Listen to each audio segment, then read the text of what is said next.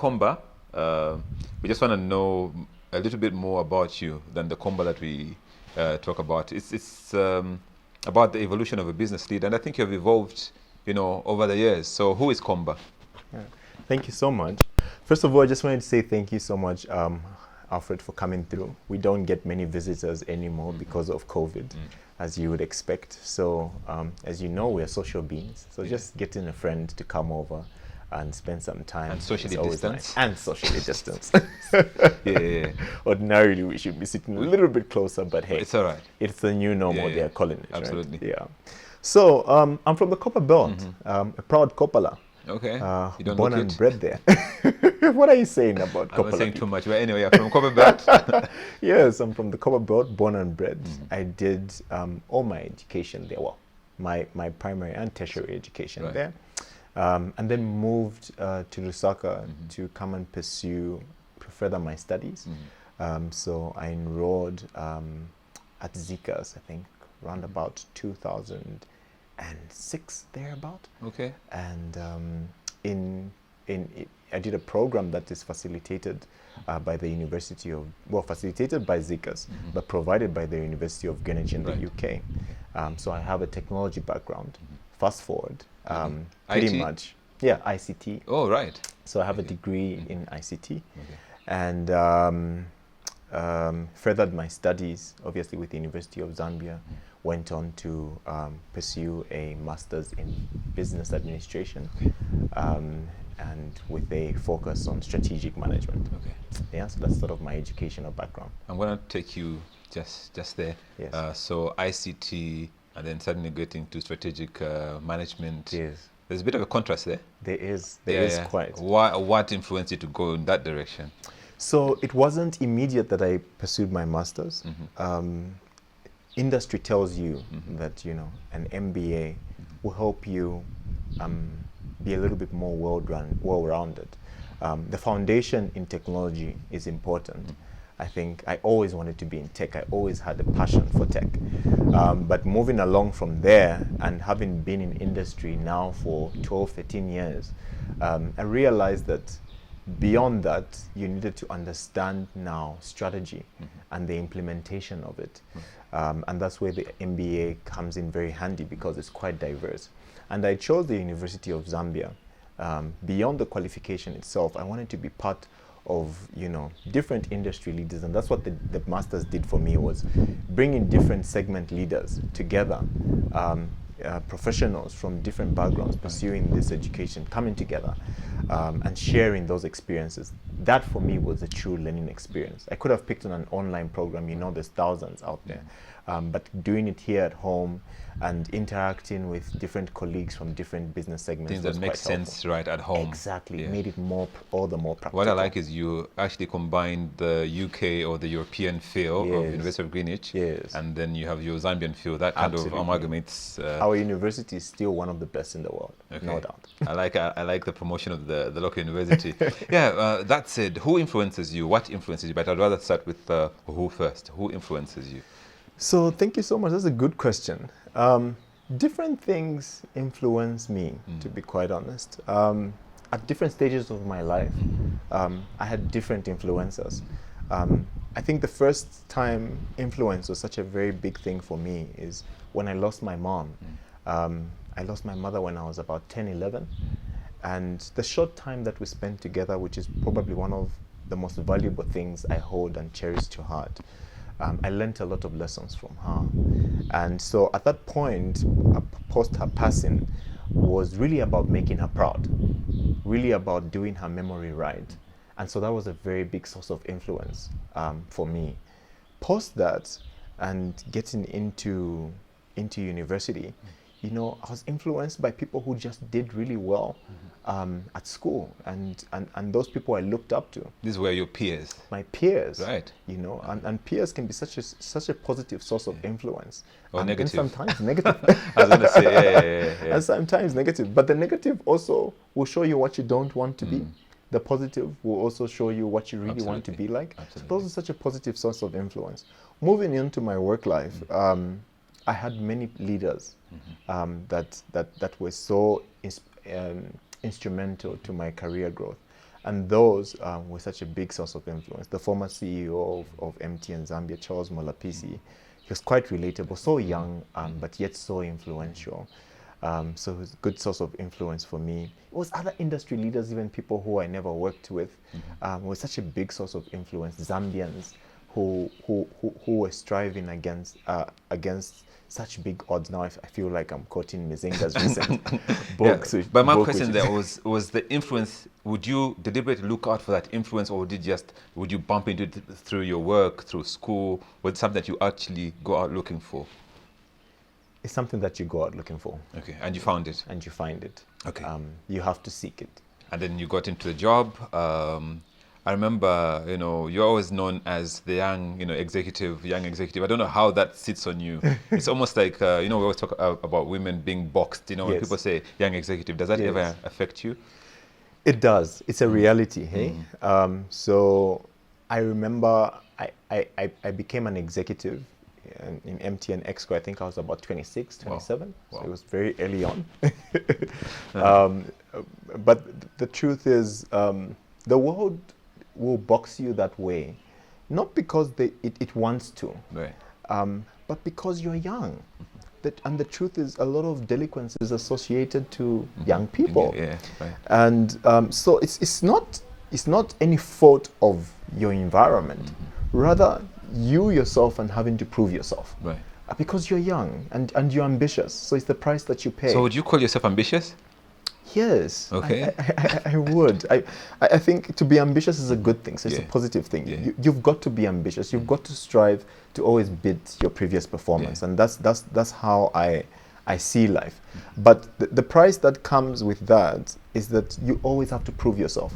That just because you're young doesn't mean you deserve a lesser seat at the table than people who are older. I like when you say you have to prove yourself. Yes. There's two sides to proving yourself, either for yourself or for others. Yes. Which route, depending on where you come from, Yes, would yes. you take? The proving for yourself or proving like you are an X-Score 26? Yes. Yeah. It's for both. You have to prove yourself for yourself first, and then for others as well. Right. Because, say for example, my career also came with a lot of rejection at many times. There were times when the age factor was just a problem. And I didn't despair, because the truth is, I was young. What was the contention about your age? So the contention was, will he be responsible enough? Responsible, not drinking at work.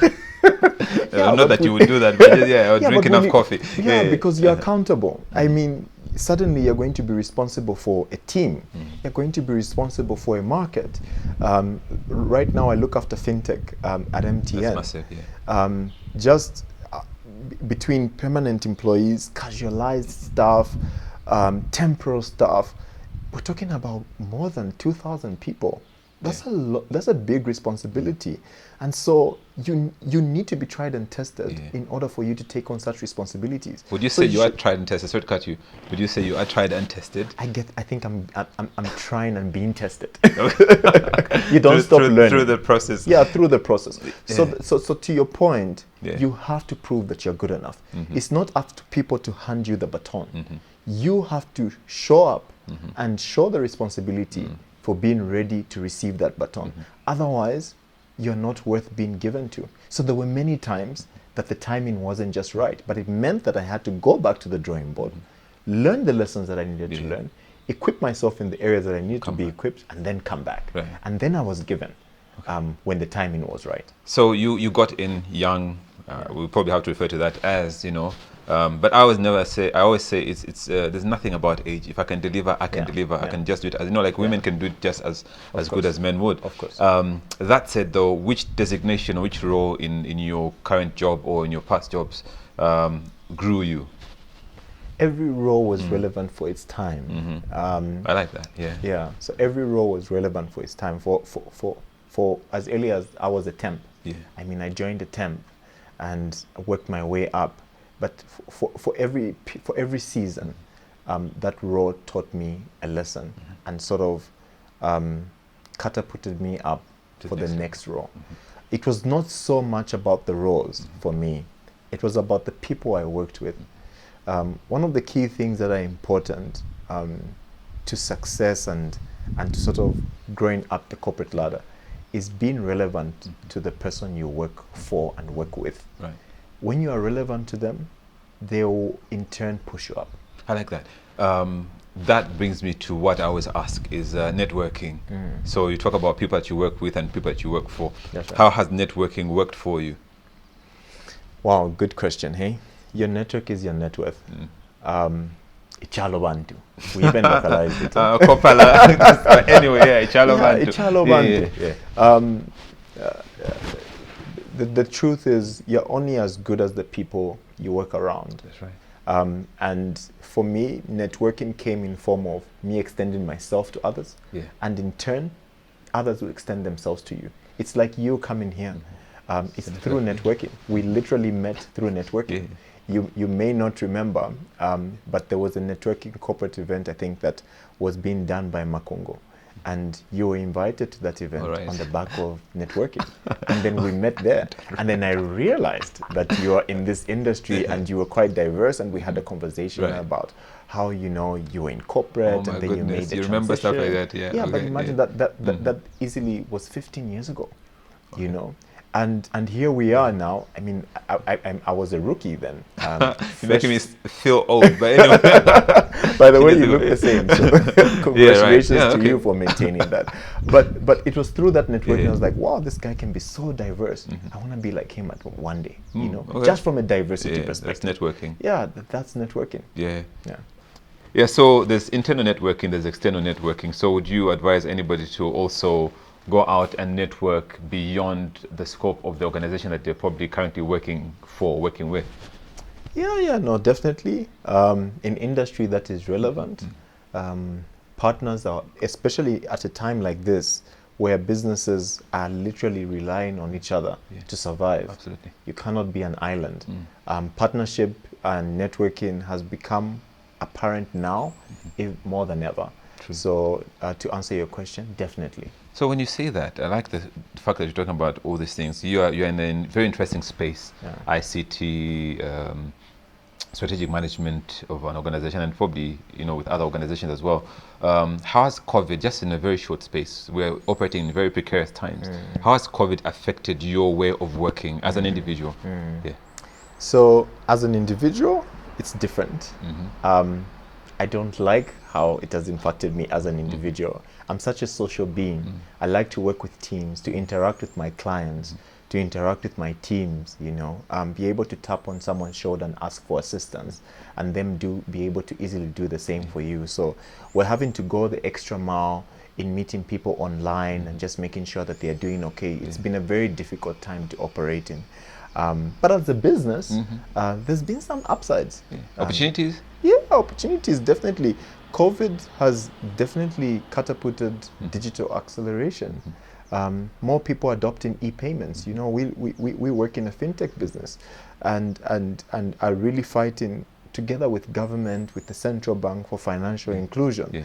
So these are the conversations at hand that we're having in terms of how can people be more financially included, adopt more e-payments.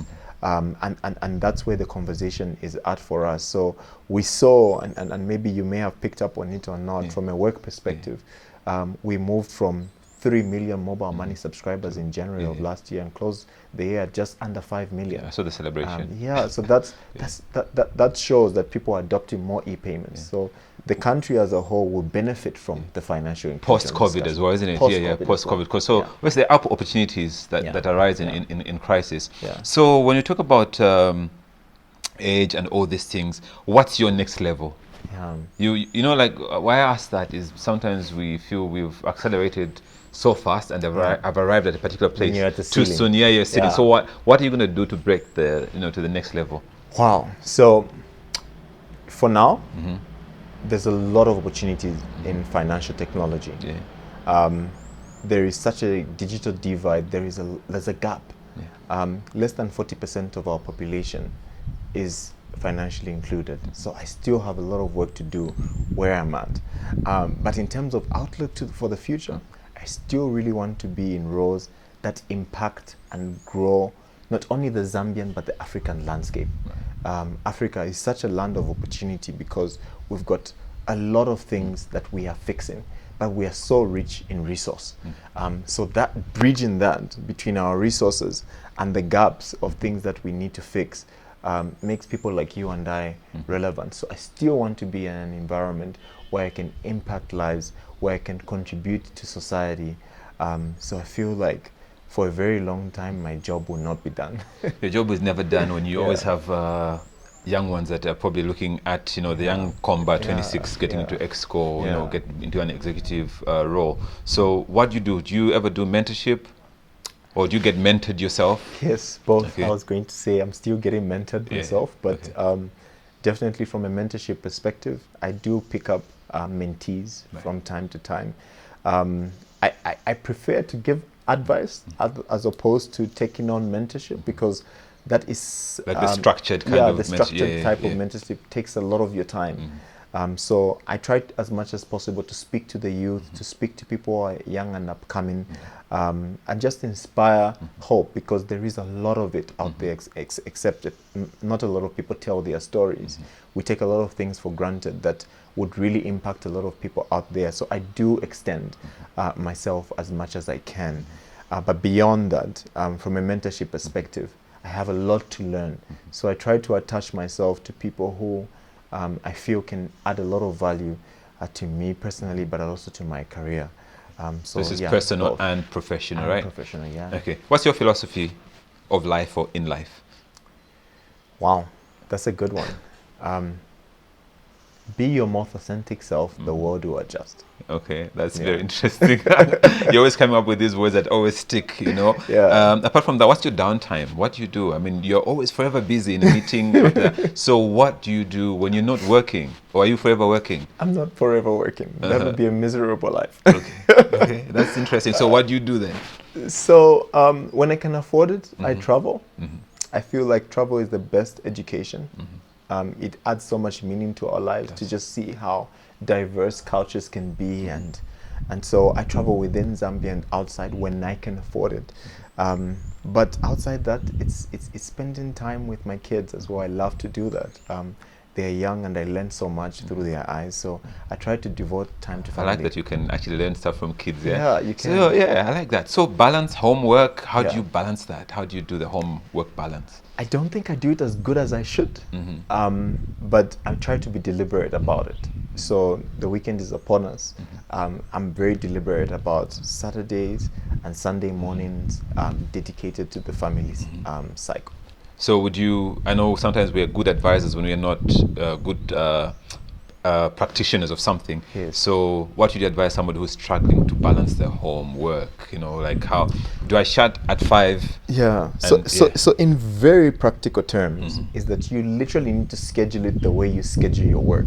So when you open up your work calendar, I'm sure people have started in meetings for you. Yeah. But have you ever noticed that calendar also extends to Saturday and Sunday? It does.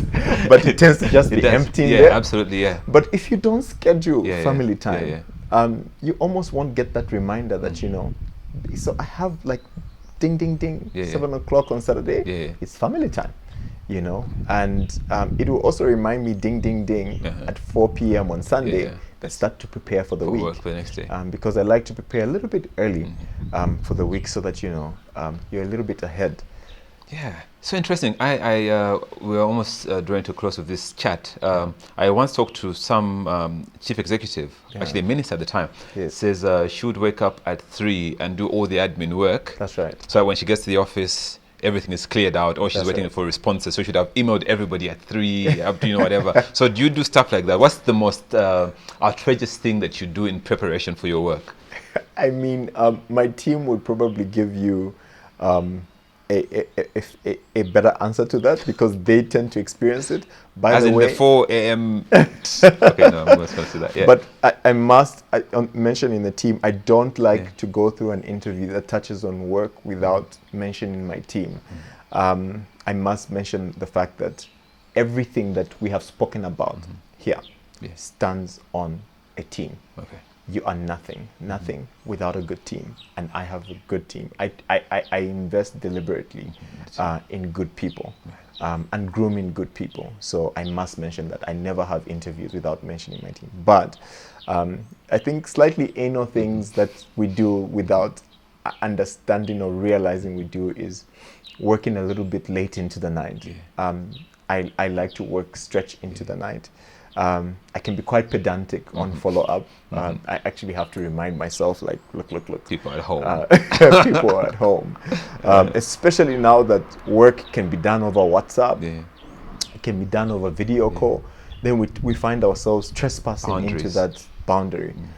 So it's also something that I deliberately try to remind myself to, withdraw from time to time. But yeah, those are some of the things that so you lead yourself. You start leading yourself first. I can't just Yeah, cross into people's homes at Komba, 8. You cannot text people at 10 p.m. I don't. My last question though is we always have pitfalls in life, and we learn lessons from them. So in terms of your career, and this must have been something that you can share with us, obviously, where you had a pitfall and you picked yourself up and won again. Yeah, that's good. My first attempt at being an executive, I didn't get the job. Oh. Yeah. Okay. I didn't get the job. Right. I was quite I was confident I would get it because I felt that I possessed everything that the job required. I'd worked in the environment for a very long time, but the timing of it all wasn't right. And when I look back on it, I shouldn't have got it then, because it would have steered my career in a whole different direction. Right. I would have a sense of entitlement that just because I'm here, I have the qualifications and I work in the environment, I must get it. But no, there was an aspect of proving myself that was required, and I did. And literally 8 months later, I tried again, and I got it, and here we are. But I did experience rejection, and what I did with that rejection is that I spinned it into motivation to work on the area. So I wanted feedback, candidly. Where were my gaps? And then I started to address those one by one. So we spin rejection into motivation. Okay, so I'll spin that. I know that you're rejecting us here, but thank you very much, Komba, for your time. I mean, totally appreciated. Yeah. We do this because we have heard so much about somebody, but yet not known the real person. You know, we see you in the papers, we see you on TV, issuing a statement, celebrating the 5,000 subscribers to something. 5 million. Oh, 5 million. Correct me. I'm very wrong. Yeah, but yeah, so we celebrate you. And so the Boardroom chat just tries to get to know how you have evolved as a business leader. So thank you very much. Yeah. Would love to shake your hand, but, COVID, Yeah, so... Thank you very much, Komba. No, I'm really humbled. Thank you so much for the opportunity and for allowing me to share my story with you. Thank you very much. Thank you. That was Komba, and out we go with Boardroom chat.